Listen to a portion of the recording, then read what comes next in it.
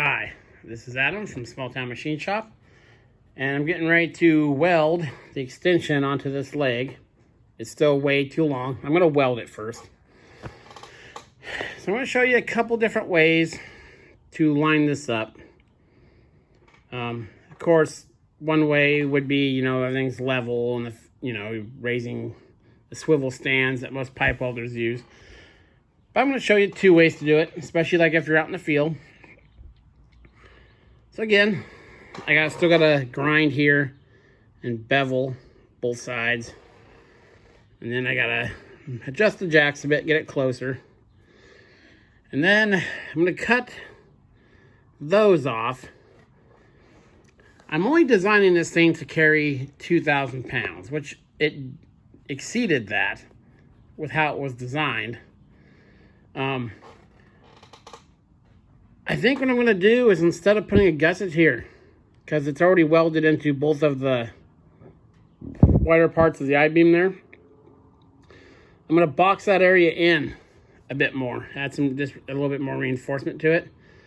And I think that'll be sufficient, because I'm not going super high or anything. I think that'll be more than enough for the 2,000 pounds. So that'll make it also a little more compact.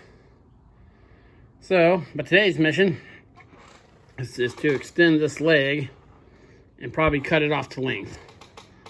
And I'm only going to show you one side of this, because obviously the other side is going to be the exact same. So I'll get this all dressed up and ready to go, and then I'll go through a couple of the ways that you could do this. I'll bring you back. Okay, so I have this set up. It's nice and in line over the whole length of it to this. Now, how I did it this way is I got a floor jack with a piece of angle. This is a little thinner angle than I would normally use, but just here in the shop. Jacked it under the point there, the split. Put a level across it. Again, the actual levelness of it doesn't matter. I'm just set it on there, check the gap all the way across it, Got that straight. Then put it on the side and adjusted the end, left to right. That was good.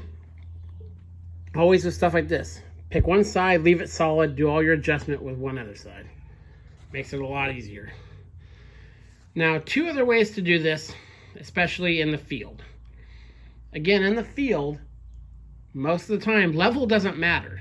When you're tying something in, or, as we call it, field fitting, in line is what you're going for. So, one easy way is you get two pieces of, usually I do a lot of stuff on 6-inch pipe, so this is only 1-inch angle. I use 2-inch, and I use 1/8 thick. Is you can take two of these clamps, these chain clamps. I actually typically use 4 of them. You clamp it to one side, you clamp it to the other, and then put another piece of angle on the opposite side and clamp it. That would get you your, if it's on the side, that'd get you your up and down alignment. So you put a tack here, tack on the other. Then you move the angles to the top and the bottom, reclamp them, and that would pull it for that line. And then you'd weld, tack it, and go ahead and weld it. Another thing you can do is, with heavier iron, shorter, set one up at, get like your center finder, get the top of the pipe, put a couple welds. Boom, boom. Use your angle finder. Put one 90 degrees off. Put a couple welds. And then clamp or do whatever you need to do to get that sucked against the angle. That'll get you aligned enough to get it welded. Now again, if you're in the shop, you can spend the time with screw clamps or screw jacks. Get everything level, but for what this is, this pipe is perfectly in line with this pipe, both horizontally and sideways wise. So that's how I do it mostly in the field. Mostly in the field, I use the 2 clamp or the 4 clamp, 2 pieces of angle. That'll get you. These clamps will really, they got quite a bit of pull to them. So, I mean, even on 6-inch pipe, you know, of course, if it's Schedule 40 or Schedule 80, Schedule 80, you're not going to get that much pull out of. But most pipe is Schedule 40. I've even done some thinner stuff, but you know, you'll get, if you're off by, you know, 1/2 inch or so, you can usually get that out with those. Or you could, even with heavier angle iron, use C clamps. What I do is I grind down a flat spot, or sometimes I'll weld a washer to 2 different parts of it for the pads on the C clamp, and you can really push stuff in. Okay, so we got this aligned, got it beveled. So the next step will be to start welding it. And one other thing you could do is with the jack, get it level this way.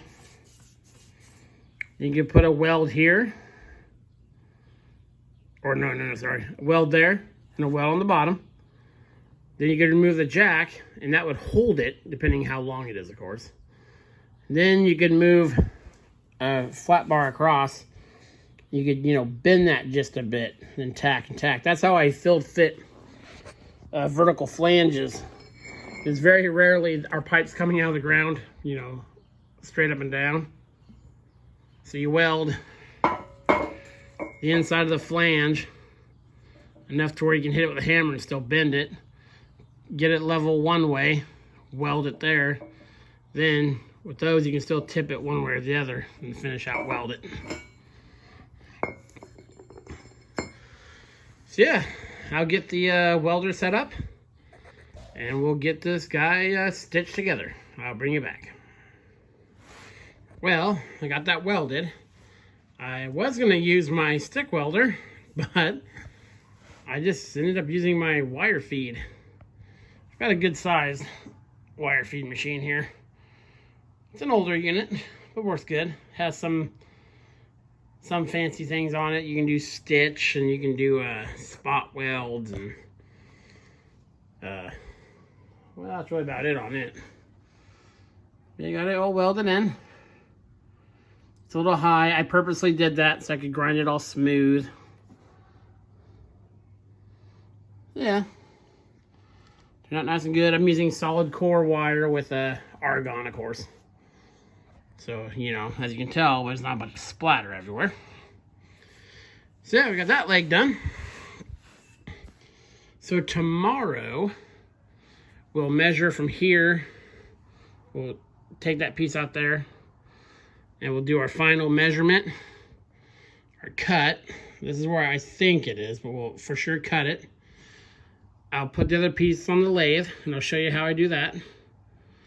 And I'll cut out a plate, make a plate bottom, boom, one side will be done except for the cross holes, which I'll talk to you about my plan for that tomorrow.